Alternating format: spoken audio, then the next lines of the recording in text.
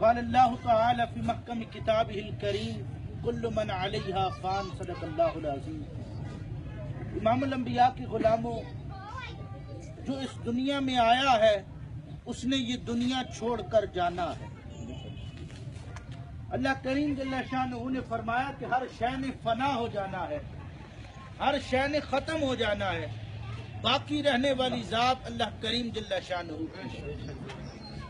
حضرات گرامی، اللہ کریم جل شانہ نے مجھے اور آپ کو پیدا کیا ہے کسی مقصد کے لیے، تو قرآن مجید کے اندر اس مقصد کو بیان کیا تو فرمایا وما خلقت الجن والانس الا لیعبدون، کہ اے میرے بندے میں نے تجھے اپنی عبادت کے لیے پیدا کیا ہے۔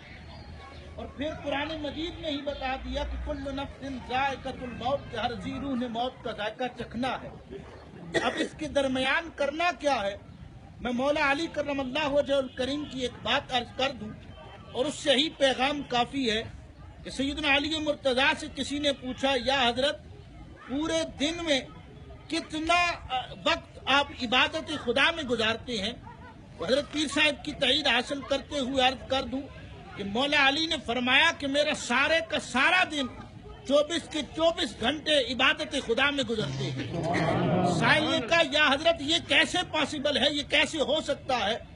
تو مولا علی کرم اللہ وجہ الکریم نے فرمایا کہ میری زندگی کا ہر لمحہ، ہر لحظ، ہر وقت اتباع خدا، اتباع مصطفیٰ میں گزرتی ہے۔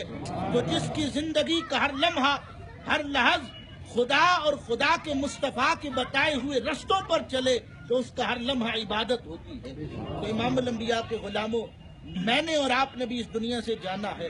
آج جن غلام رسول صاحب، دیکھیں کتنا خوبصورت نام، غلام رسول، آج یہ ہمارے درمیان نہیں ہے، کل ہم نے بھی نہیں ہونا ہے، پر بات یہ اتنی ہے کہ مصطفیٰ جان رحمت نے فرمایا کہ 3 چیزیں تمہارے ساتھ جائیں گی، 2 گھر واپس چلی جائیں گی، 1 تمہارے ساتھ رہے گا۔ صحابہ کرام نے عرض کی یا رسول اللہ وہ 3 چیزیں کون سی ہیں؟ مصطفیٰ جان رحمت نے فرمایا مال، اولاد اور اعمال تمہارے ساتھ جائیں گے۔